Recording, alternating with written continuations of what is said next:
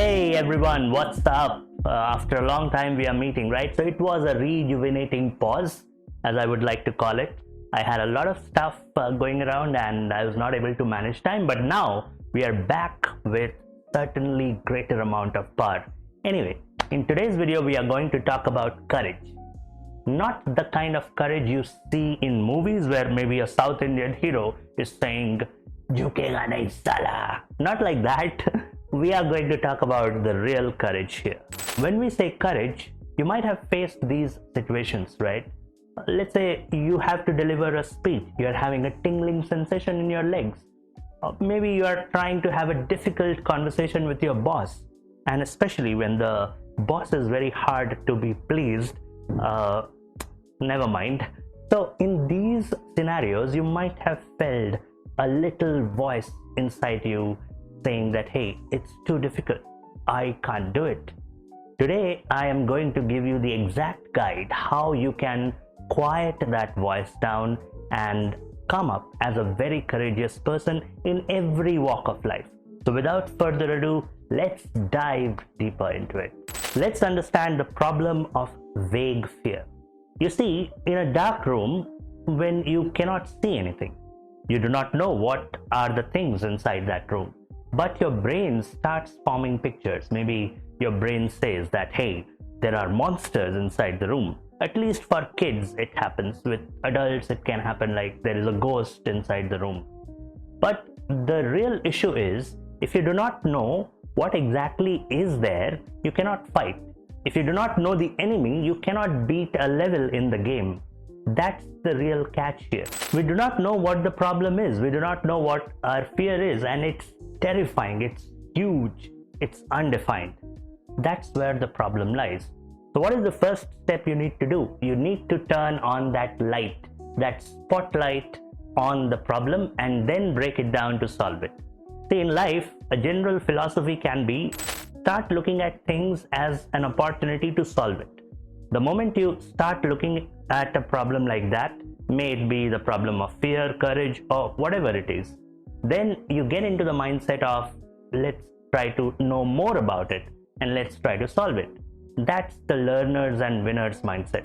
So in the next steps, we would see exactly what is the blueprint of eradicating your fear and building or developing your courage. Step 1, name the monster. Name your fear. For example, let's take the example of public speaking. Imagine that you are pretty much scared. You are afraid of public speaking. Write it in bold and caps. I am scared of public speaking. Once you write that down, after that, ask why. The moment you write that why, you would start getting answers like, maybe my crush would feel bad about me. My girlfriend or boyfriend would not like it. General people would not like me speaking on that topic. You know what? Ask why again. The moment you ask a why again, you start digging a little bit deeper, peeling off the layers. So here, when you ask why for the next time, you might get an answer like, hey, because I feel I would mess up. I am not that confident. You know what? Ask why again. Keep asking why till you get to the very root of the problem. Why are you not confident? Why do you feel you would mess up? Is it lack of practice? Is it lack of knowledge? You might get a revealing answer like, hey, I am not prepared about that topic. The moment you get the root of the monster, you can stop there and start working by applying the steps which I'm going to talk about further in the video. So that's how you get to the root cause.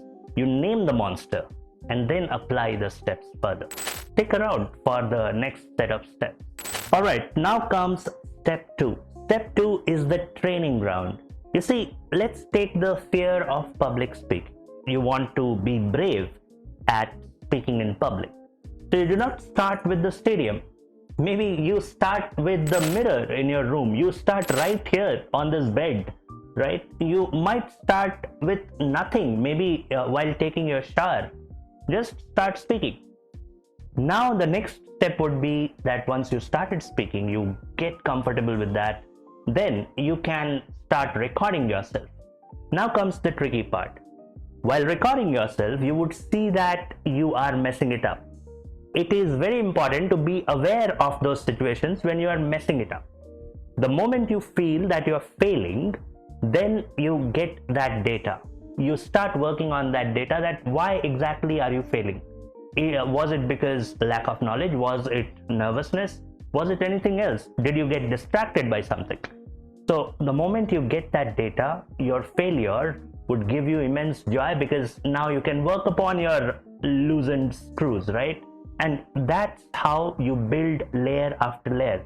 You start training yourself. Oh my god, I feel like a football coach taking a noob to a pro, right?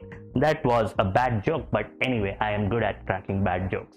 So that's the second step. Have your training ground. Start your training. Do not miss the other steps, otherwise you would not get a single ounce of it and you would not learn anything at all. So watch till the end. Step number 3 is finding the why. Now hold on, this why is a little bit different from the earlier why which we discussed. Socrates had a method of learning. He used to say that if you can ask the why again and again in different contexts while learning anything, then you would absolutely learn it. Same applies here. Once you start learning a new skill, once you start working on your fears, once you start becoming brave to face the crowd, to speak in front of an audience, you would stumble upon roadblocks. And that's pretty natural, right? Don't get scared. Instead, ask the bigger why. That why are you doing this? Why do you even want to do this at the first place? For example, in the famous movie Manjhi the Mountain Man, Nawazuddin Siddiqui sir says, "Tab tak chhodenge nahi, tab tak chhodenge nahi." So he was very clear, right? That why is he doing? He is doing it for the love of his life.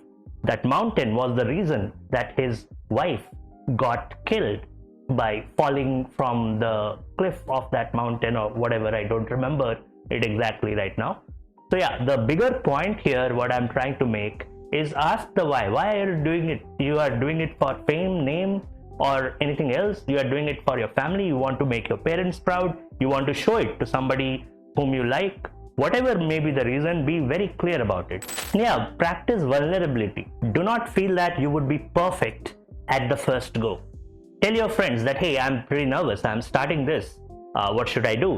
The more you start practicing vulnerability, you would be immune to failures and you would start finding joy in that purpose. That's the most important thing. See, when you stumble roadblocks, the fuel which would keep you driving is the purpose. Why are you doing this?